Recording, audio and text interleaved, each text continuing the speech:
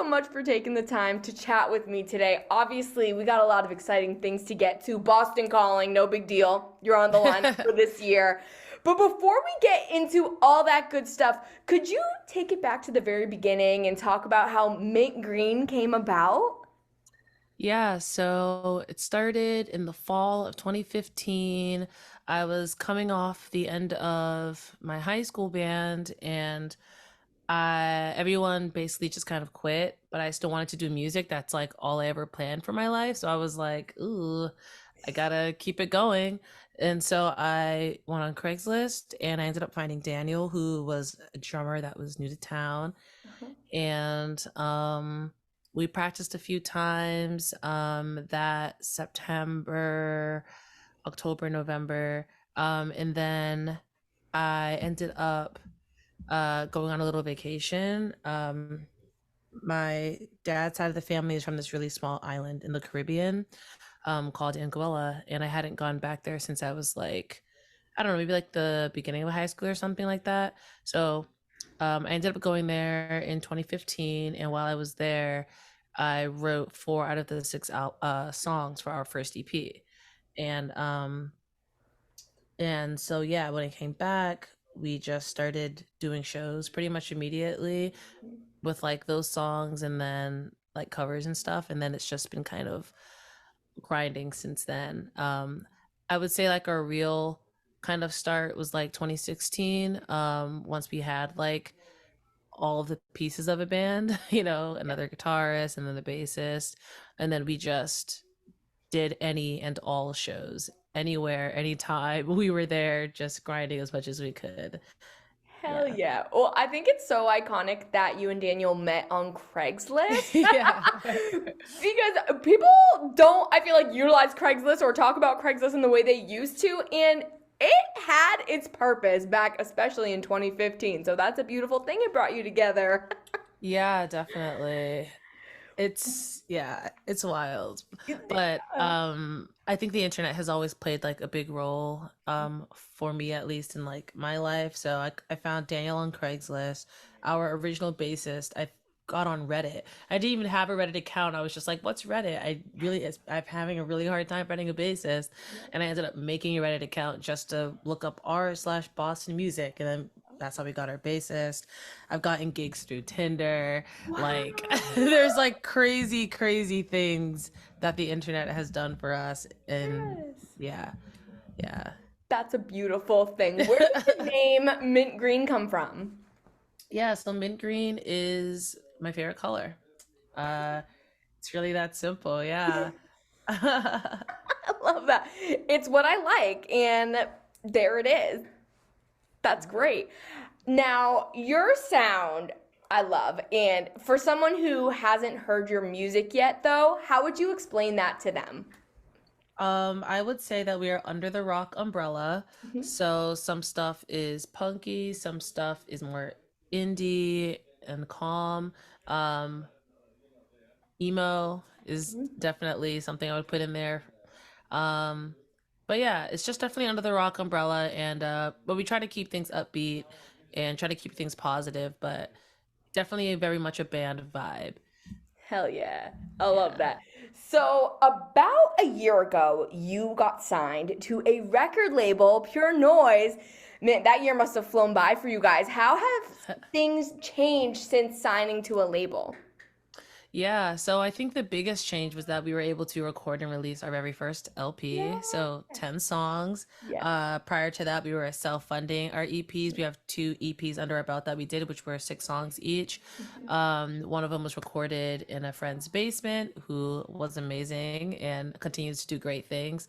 And then the second EP that we did was like half done by like Converse, weirdly enough. They had like this weird contest back in the days. We got like 3 songs recorded by like Converse. Cool. Um, and then just local engineers, but all of it was pretty much self-funded.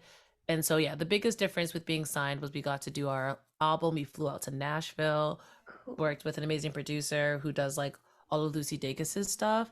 His name is Colin Pastor, and like we're huge fans of Lucy Dacus. So we got to really I don't know, live our indie fantasies out there. Um, And so yeah, and we got to sell vinyl for the first time. Wow. And they're currently still on sale, so that's like another big change. Having a label now. Yeah. That's awesome. And you mentioned the album, which came out last year, All Girls Go to Heaven, which, true, on the surface, fair enough. But what inspired this album for you? Yeah, this album, it's a collection of songs. I think the earliest one dates back to like late 2017, early 2018, and then like the most recent song was like in the chair in the studio, June 2021, like Wow. writing lyrics moments before having to sing them. So it spans like a lot of time, and through that time, I have gone through different situationships, whether they be friendships or romantic wise. I've gone through family stuff. I've gone through introspection. And so I think the album is just kind of and I mean, we've also been through a lot as a band as well. And so I think the album is just kind of like a time capsule of like basically like our entire existence of a band up until that moment. And so All Girls Go to Heaven was just kind of like coming to terms with the fact that paradise and peace and acceptance can be defined by ourselves. It doesn't have to come from someone else or something else. And if you believe that you're worthy of heaven, then you can go and you can find peace, essentially. I love that. That's awesome. What are you guys working on now in terms of new music? Are you thinking of another album? Yeah, it's tough right now because it's our first time kind of having to do stuff remotely because Daniel did move to Chicago last summer.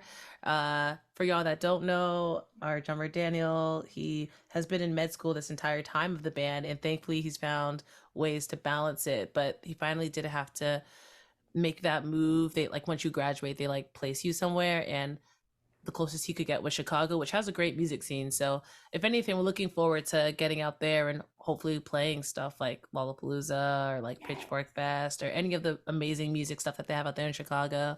Um, but yeah, right now we're just focusing on finding that stride in terms of writing long distance.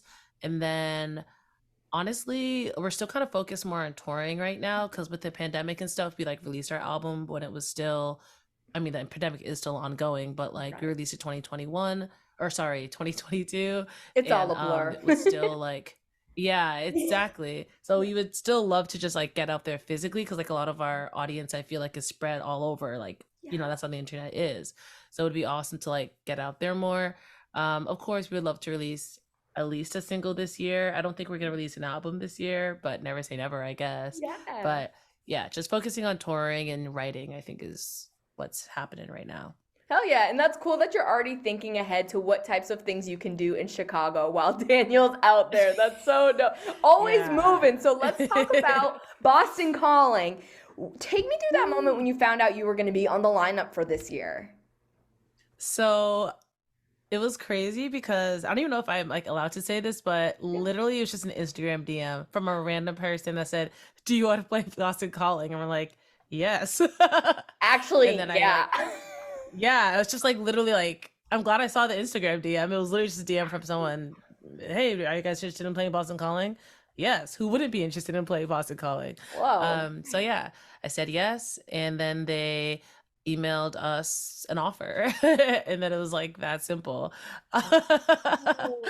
But it was definitely surreal because you know I'm Boston born and raised, and I remember the first Boston Calling happened during high school, and so and it's only grown bigger since then. And funny story, my best friend who went to BU, and also Daniel also went to BU, but that's like separate. But long story short, we had the opportunity to like work Boston Calling for like the bar operations team, like all of Oh. like the college kids would do it like during the Memorial Day weekend and stuff. You get to get in, sling a few beers, see the show. And so my best friend and Daniel ended up doing it, and I like flaked out.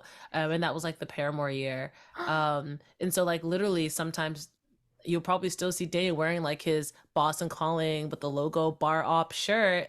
But now, fast forward to today, we're playing it and with Paramore. So it's like very full circle for us, like from working it to like playing it. Yeah. That is a crazy story. That's so cool. That's so Boston Yeah, right there. That yeah. was very meant to be. What can the audience there expect out of your performance? High energy, just dynamic, I would say. We were just talking about the set list yesterday. We're gonna have peaks and valleys. We're gonna tell as much about us as possible on that stage. Obviously, it's hard kind of being like an opening band, but we're gonna try to give you guys the most dynamic and like high energy thing that we can in our 30-ish minutes of time. Yeah. And that's what's so cool about Boston Calling though, because when I go, I like to go all day long. Like I commit Appreciate to that. that. So it's important to have someone even earlier in the day keep that energy high, and you guys are gonna rock it. I'm so stoked to see you. Thank you. Yes. I think I can predict your answer to this, but what other artists on the lineup are you really excited to see out there? Yeah, so besides Paramore, Yes. I'm actually not sure yet if we're gonna be able to go all 3 days, but if we do, I would love to see Foo Fighters, of course. I love to see Niall Horan as a former Directioner. I gotta give it up for my boy. Um, Fletcher, I've heard a lot about. I haven't like dug too deep into their discography, but I know that they are a gay icon, so I have to go Mhm. support, of Yes. course. Um, I just gotta support my local fam, Brandy Blaze. Yes. Um, yeah, I think just festivals in general are just so fun to just walk around and just take it all in. So if we get to go all 3 days, I'm sure I'll just try to see as much as I can, honestly. Yeah, Yeah. that's awesome. I knew you'd be stoked about Paramore because you are the Black Haley Williams on TikTok after all. And when I was perusing your TikTok, I found your reactions to playlists that you guys have been added to, which is so funny. So I'm curious, are there any playlists that really stick out to you as the funniest or just the most iconic? Yeah, I think I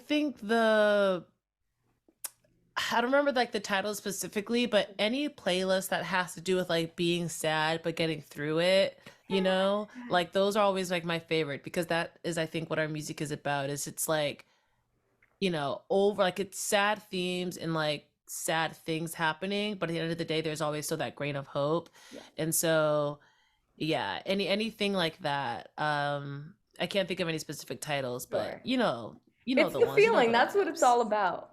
Yeah. Yeah. Very cool. Well, last but certainly not least, here in the state of Maine, our state motto is the way life should be. So, according to you, what is the way life should be? Wow, I never knew that was the state motto. Life should be meaningful to you. And it's like it's kind of like that cliche, you have one life, whatever, whatever. But greater than that concept, I think we forget that we truly are only ourselves forever, if that makes sense. So like the Yes. moment I realized like I'm stuck in this body, Yep. so I can like, my body's gonna change, my face is gonna change, my feelings are gonna change, and there are a lot of things that I can't control, like that are out of our control. But for the things that like we can control, and for the things that we have power over, like who is in our space, who we spend Mhm. time with, you know all that stuff we can curate and really just try to make your life something that's worth living to you, if Oh, that I makes love sense. that. That was really well Yeah. said. And I think there really is something to having that realization like, wow, this is who I'm stuck with. I got to live the best life I can live because this is all I get. Yeah. Yeah, absolutely, Ronica. Well, thank you so much for taking the time to chat with me today. Obviously, we cannot wait to Thanks see for you out having there me. in May at Boston Calling. And best Woo. of luck with everything that comes before. Thank you. Awesome. Take care.